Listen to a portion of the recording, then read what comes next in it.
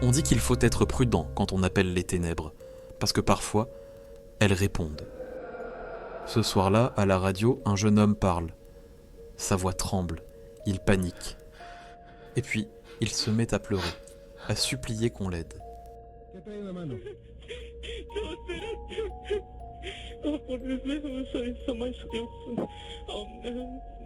Personne n'a oublié cette nuit-là. Voici l'histoire de Josué.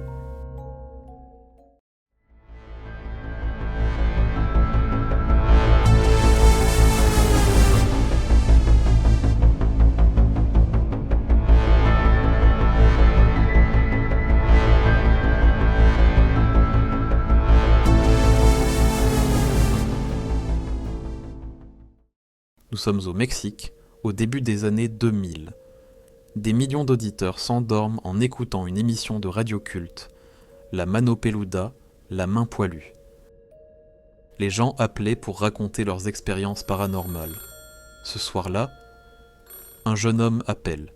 Il s'appelle Josué. Sa voix est calme, mais on y sent quelque chose d'étrange, comme une peur qui monte lentement. Il raconte qu'il n'a plus de repos, qu'il entend des voix, qu'il sent une présence près de lui, même quand il est seul. Señor muy delgado. Era un señor negro, muy delgado, que se sentó junto a mí. Yo impactado le dije, ¿quién eres tú? En una forma tan tranquila, señor, donde me dijo, no que me querías ver. Y yo no sé si tonto o qué, le dije, es que tú no puedes ser el diablo, yo no creo que te me hayas aparecido.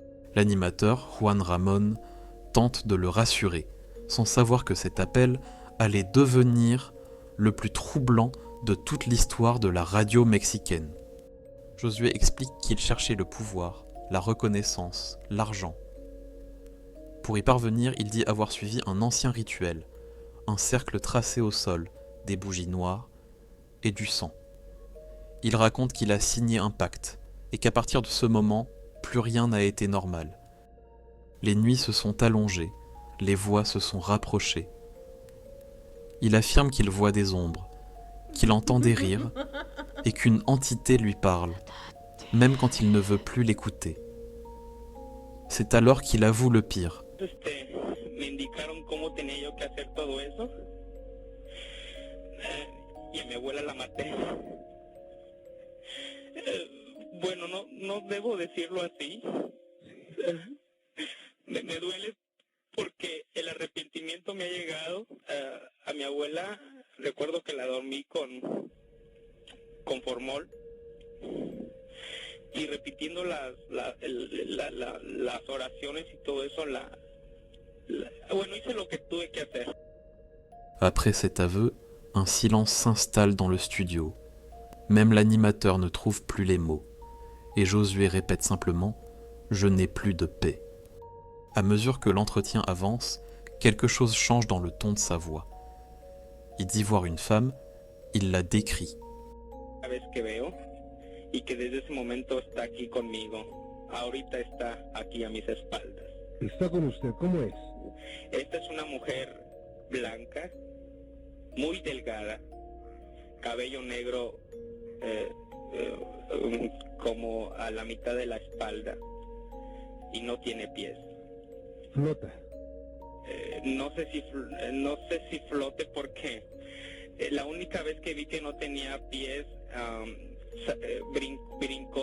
brincó así para el techo y vi que el vestido se elevó, ¿no? Y no le vi pies, pues. Josué, esa mujer está ahorita como vigilando. Aquí está atrás de mí, no quiero voltear atrás porque, fíjese, tiene una boca muy, muy grande y una lengua también bastante grande. Bueno, me ataca así de frente, me ahorca, me trata de ahorcar y me dice que qué te está pasando, ¿por qué no entiendes? Me dice, ¿por qué no entiendes? Yo le dije, pero ¿qué te pasa? O sea, es algo a mí tan común, señor, yo ver este tipo de escenas, que es por eso que me refiero así con esas palabras y se los narro de esa misma forma. ¿Todavía? No, está sentada al frente de mí. La tension monte dans le studio. L'animateur pose des questions avec prudence, essayant de calmer l'atmosphère. Il demande à Josué de nous décrire ce qu'il voit. Il dit voir la femme. Elle tient quelque chose. No, se están escuchando, por ejemplo, muchos ruidos ahorita. Eso es común, eso no me espanta. Lo que me espanta es lo que trae en la mano. ¿Qué trae en la mano? No, espérate. Oh, por Dios, so much still. Ya me escuché, me tranquilicé. Yo sé que eso es muy malo porque a mí me dijeron que cuando yo viera eso me iba a morir.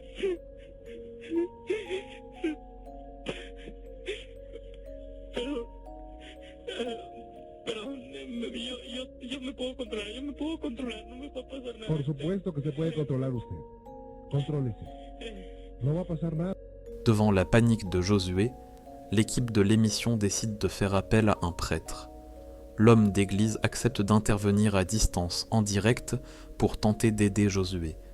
L'ambiance dans le studio est lourde. Pendant que le prêtre prie, Josué reste en ligne. Sa respiration est saccadée, entrecoupée de gémissements. Cristo Jesús te quiere limpiar y liberar. Cristo Jesús es mayor y quiere hacerlo. En el nombre del Padre, del Hijo y del Espíritu Santo. En Cristo Jesús. No prestes atención. No prestes atención. No prestes atención.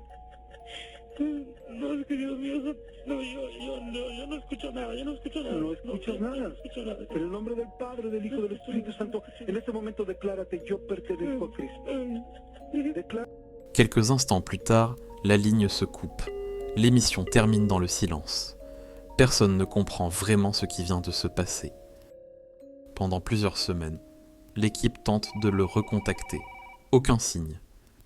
Certains disent qu'il aurait été hospitalisé, d'autres affirment qu'il aurait cherché refuge dans un couvent quelque part au sud du Mexique. L'histoire aurait pu s'arrêter là. Sauf que près de 10 ans plus tard, un autre drame survient. L'animateur Juan Ramón meurt soudainement. Une infection rare, fulgurante, sans cause claire. Certains collègues racontent que, peu de temps avant sa mort, il aurait reçu un appel de Josué. Personne ne sait ce qu'ils se sont dit, mais beaucoup croient que la malédiction n'avait jamais vraiment pris fin. Personne ne saura jamais ce qu'il a vraiment vécu cette nuit-là. Mais une chose est sûre, certaines portes ne se referment jamais. Merci d'avoir écouté cet épisode, abonnez-vous à la chaîne et activez la cloche pour ne rien manquer. À bientôt.